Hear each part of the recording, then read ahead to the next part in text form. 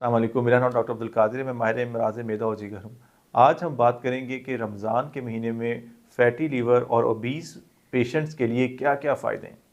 जी हाँ, ये एक ऐसा महीना, ये बाबरकत महीना है जिसमें अल्लाह ने हमें बहुत सी नेमतों से नवाजा है, जिसमें हमारे लिए इबादत की शक्ल में सवाब हासिल करने का बहुत बड़ा ज़रिया है। और इस महीने में अपनी सेहत पे फोकस करने का और अपनी सेहत को बेहतर करने के लिए भी हमारे पास बहुत सी अल्लाह ताला ने हमें नेमतों से नवाजा है। वो किस तरह, वो हम इस वीडियो में डिटेल में डिस्कस करेंगे।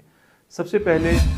तो पता होना चाहिए कि फैटी लीवर के पेशेंट्स और ओबीस पेशेंट्स जिनका वेट ज़्यादा होता है, वो बड़े अरसे से लगे रहते हैं कि वो अपना वज़न कैसे कम करें।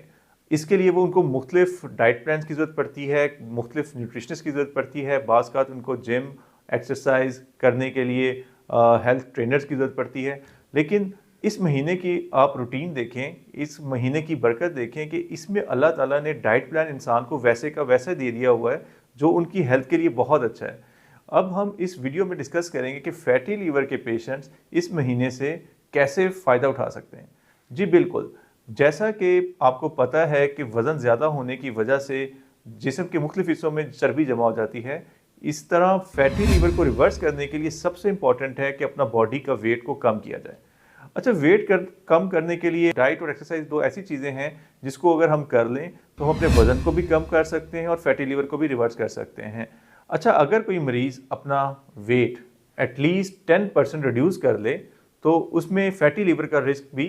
कम से कम होके ना होने के बराबर हो जाता है। तो अगर आपका वेट 100 या 100 से ज़्यादा है और आप 10 के अराउंड वेट अपना रिड्यूस कर लेते हैं तो आपका जो लीवर के ऊपर फैट है वो भी कम हो जाता है और आपके लीवर के अगर टेस्ट ख़राब हैं तो वो भी रिवर्स हो जाते हैं। तो इसलिए इस महीने के अंदर अगर हम अपने वेट पे फोकस रखें, अपने खाने पीने की आदत ऐसी रखें,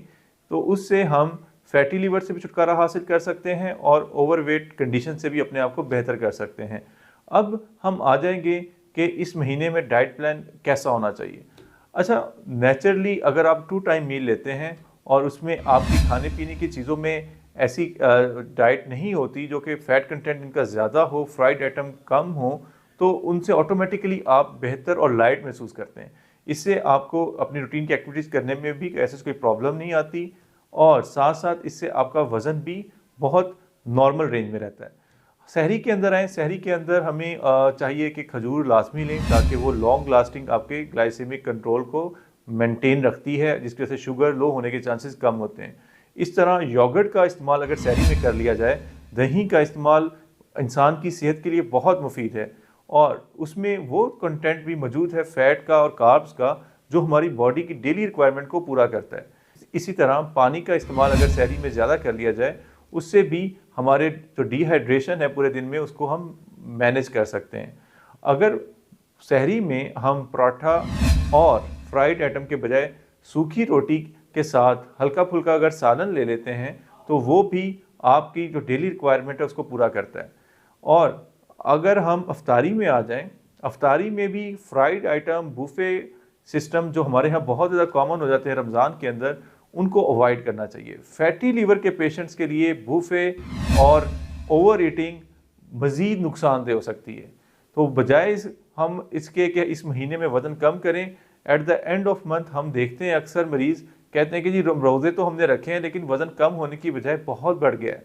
अब इसकी वजह जब देखते हैं तो इसकी वजह ये पाई जाती है कि जब अफ्तारी होती है तो हम बहुत ज़्यादा फ्राइड आइटम को रूटीन में खाते हैं क्योंकि पूरा दिन खाया पिया नहीं होता, बॉडी के अंदर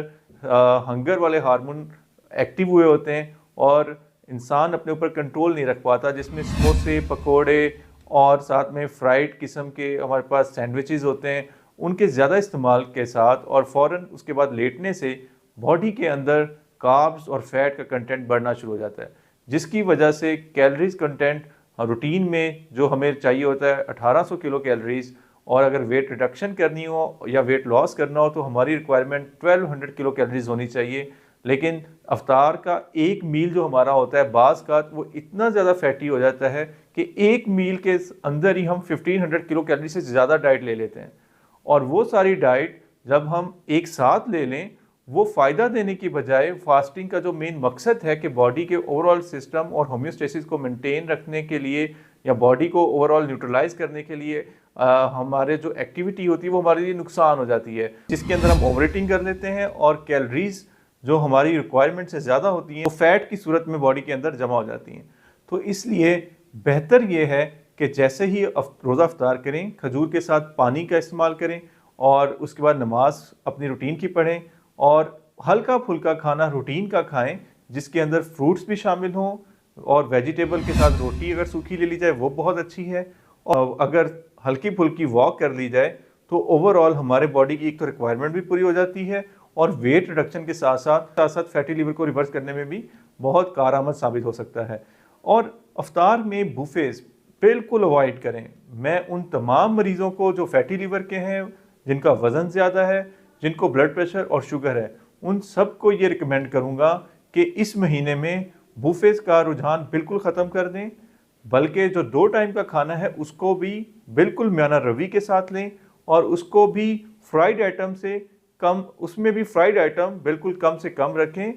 और एक और चीज़ मैं ऐड करना चाहूँगा कि इस महीने में बाज़ का देखा है कि कोल्ड ड्रिंक्स का इस्तेमाल ज़्यादा हो जाता है। रूटीन से ज़्यादा कोल्ड ड्रिंक्स का इस्तेमाल इस महीने में इसलिए कर दिया जाता है कि पकोड़े और समोसे, इस तरह की फ्राइड आइटम खाने से ब्लॉटिंग और डिस्टेंशन बहुत ज़्यादा हो जाती है और लोग समझते हैं कोल्ड ड्रिंक से उनको रिलीफ मिलेगा, बल्कि इस महीने में ज़्यादा कोल्ड ड्रिंक से, फ्राइड आइटम से मसाइल मज़ीद बढ़ जाते हैं। तो इसलिए कोल्ड ड्रिंक्स को भी हमने अवॉइड करना है। मैंडेट यही है कि इस महीने में सादा पानी का इस्तेमाल किया जाए और साथ में लीमू पानी अगर आप घर में शिकंजवी टाइप बना लें तो वो बहुत अच्छी है कि आपकी जो डेली की नमकियात की जो कमी हुई होती है वो उसको पूरा करती है। तो आखिर में मैं यही कहूँगा कि रमज़ान एक बाबरकत महीना है, इसके अंदर इबादत के साथ साथ अपनी सेहत का लाजमी ख्याल करें और फैटी लिवर और ओबेसिटी के पेशेंट्स के लिए ये एक नेमत से कम नहीं कि इसमें वो अपनी इबादत के साथ साथ अपने वज़न को भी कम कर सकते हैं और साथ साथ